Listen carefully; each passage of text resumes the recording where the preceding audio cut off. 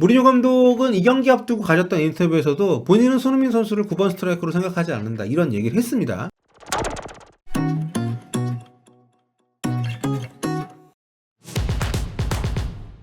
자, 토트넘과 리버풀의 프리미어리그 22라운드 경기. 리버풀은 21번째 경기였고요. 토트넘은 22번째 경기였습니다. 리버풀이 1대0으로 승리를 했습니다. 피르미누 선수가 전반 37분에 넣었던 골, 아주 기가 막힌 트래핑에 이은 골이었죠. 그 골로 승리를 거뒀고요. 토트넘 입장에서는 패배를 했고, 점유율에서도 완벽히 밀렸고, 사실상 경기 거의 막판 한 15분 정도를 제외하면 리버풀이 압도를 한 시합이긴 했습니다만, 그래도 토트넘 입장에서는 선전을 했다, 선방했다, 이렇게 얘기를 하고 싶습니다.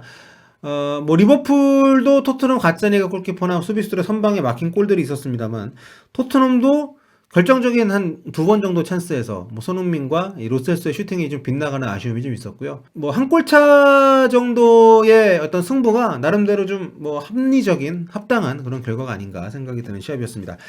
자, 토트넘 입장에서 얘기를 좀 해볼게요. 토트넘 해리 케인 4월이나 돼야 복귀한다고 하니까 거의 18경기 정도 못 뛰는 거라고 하는데, 그리고 시소코도 부상으로 나가 떨어졌고, 전체적으로 좀 선수층이 두텁지 않은 토트넘 입장에서는 아주 좋지 않은 상황에서 리버풀을 만나게 된 거죠.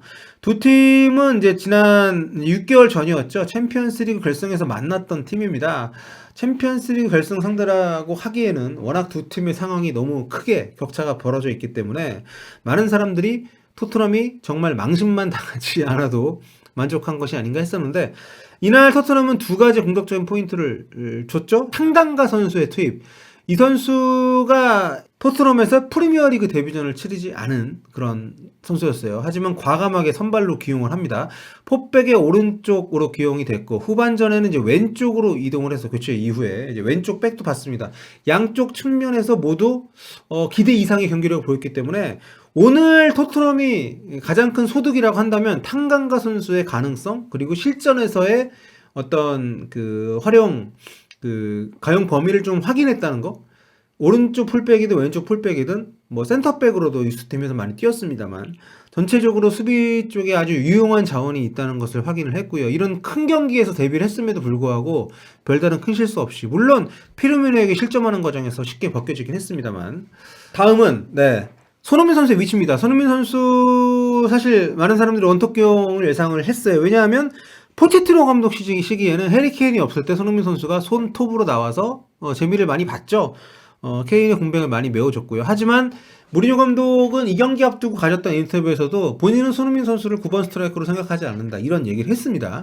그만큼 손흥민 선수가 톱으로 나오지 않을 가능성에 대해서 예상이 좀 됐었는데, 역시나 루카스 모라를 전방에 기용을 했습니다. 오늘 모라 잘했어요.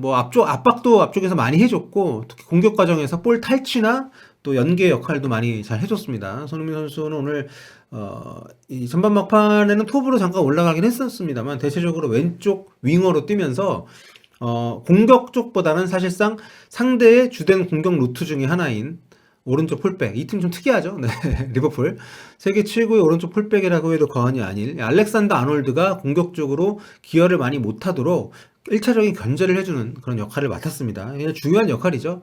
좀 잘 수행을 해줬고요. 물론 공격 상황에서 아쉬움은 좀 없진 않습니다만, 전체적으로 팀이 어떤 후방에서 앞쪽으로 올라오는 그런 빈도수가 많지 않았기 때문에 사실상 기회도 그렇게 많지 않았고요.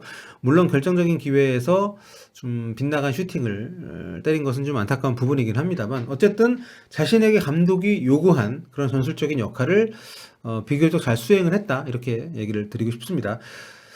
좀 아쉽기는 해요. 물론 루카스 모라가 오늘 좋은 역할을 수행하긴 했습니다만, 아무래도 상대에게 공격 주도권이 많이 있는 경기이기 때문에 역습, 속공을 통한 공격을 누려야 되는 상황에서 손흥민을 좀 더 활용할 수 있게끔 톱에서 좀 위치를 시키는 것이 필요하지 않나라는 생각이 들었었는데, 아무튼 무리뉴 감독은 그렇게 생각하지 않았던 것 같고, 결과적으로 무리뉴 감독의 선택이 나쁘지 않았다고 생각합니다. 특히 후반전, 중반 이후에 라멜라와 로셀소를 동시에 투입을 하면서 좀 더 좁은 공간에서 세밀한 플레이가 가능한 선수들의 어떤 투입, 그리고 리버풀 선수들의 체력이 좀 급격히 떨어지는 이런 시기들이 맞물리면서 좋은 찬스를 많이 만들어냈기 때문에 그 전까지 최대한 지켜내고 교체 카드를 통해서 공격적인 움직임의 변화를 주겠다는 이런 무리뉴 감독의 어떤 구상이 나름대로는 잘 맞았다고 생각을 하고요.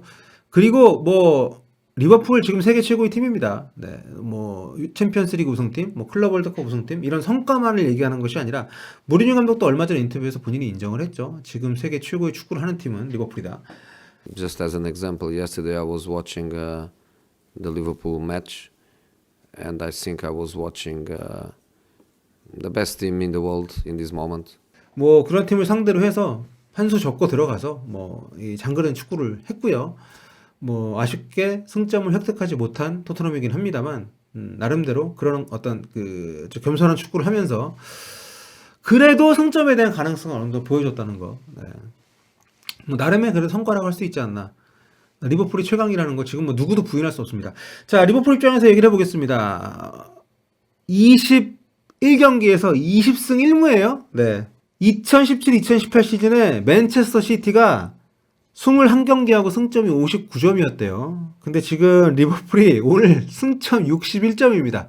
21경기에 전승하면 승점 63점인데 무려 승점 61점이에요. 역대 최고 승점 기록을 갈아치웠고요. 30경기 연속 득점, 38경기 무패 리그에서 대단합니다. 네. 정말 역대 최고, 그러니까 시즌 최고, 현재 최고를 넘어서 역대 최고를 향해 가고 있는 리버풀이라고 말씀을 드릴 수 있을 것 같고요. 그리고 무리뉴 감독 부임하고 나서 토트넘은 지금 이 클린시트, 그러니까 무실점 경기가 한 경기밖에 없었는데 오늘 또 실점을 하면서 좀 불명예를 좀 이어가게 됐습니다. 리버풀 그 뭐 이긴 것도 이긴 겁니다만 오늘도 경기를 압도를 하면서 정말 막강한 조직력 그리고 공격 3명의 선수들이 갖고 있는 어떤 그 정말 월클들의 어떤 환상적인 조화 이런 것들을 계속 경기 내내 보여줬기 때문에 이 팀 무조건 우승을 못할 리가 없고 우승을 못하면 그거는 저는 이 지구에 문제가 있는 거라고 생각을 합니다. 네. 아무튼 토트넘은 오늘 나름대로 그래도 수비 축구를 하면서 선방을 했다고 합니다만 자, 이 전력으로 과연 리그 순위를 얼마나 끌어올릴 수 있을지는 솔직히 좀 의문이 들어요. 순위를 보면 리버풀이 지금 레스터 시티가 2위인데 레스터 시티보다 한 경기를 덜 했는데 승점이 16점 차입니다. 이거 뭐 거의 우승했다고 봐야죠. 네. 토트넘은 지금 8위입니다. 승점 30점이고요. 챔피언스 리그를 노린다고 하면 첼시하고 승점이 이제 9점 차까지 벌어졌어요. 네, 이게 좀 좋지가 않은 그런 상황이죠. 토트넘은 지금 이제 12위인 사우스햄튼하고 승점이 2점 차이기 때문에 지금 뭐 챔피언스 리그를 노릴 게 아니라 탑 10 바깥으로도 밀려날 수 있는 그런 상황이라는 점에서 굉장히 1월 이적 시장에서 움직임이 없으면 안 되는 반드시 움직임이 있어야 되는 그런 상황이라는 거. 손흥민 선수 3경기 쉬고 돌아와서 확실히 손흥민 선수는 쉬면 안 되고 계속 뛰어야 되는 것 같아요. 예, 뭔가 우리가 볼 때 힘들어 보일 때가 좀 휴식을 취하고 돌아왔을 때보다 몸에 좀 열이 있어야 되나 봐요. 네. 손흥민 선수 빨리 회복을 해서 좋은 모습 보여주길 좀 바라고 또 리버풀 팬들에게 진심으로 축하를 드리고요. 정말 이런 팀을 우리가 볼 수 있다는 것도 축구팬 입장에서 보자면 굉장히 복이 드문 일이라는 거. 올 시즌 리버풀이 몇 점까지 승점을 딸 수 있을지 과연 정말 무패 우승을 달성할 것인지도 기대가 됩니다. 2003-2004 시즌에 그 아스날이 무패 우승을 했었거든요. 그때 아스날은 26승 12무였습니다. 예, 그러니까 무승부가 좀 많았죠. 그래서 최종 승점이 90점이기 때문에 뭐 낮은 뭐 승점은 아닙니다만 높은 승점도 아니었죠.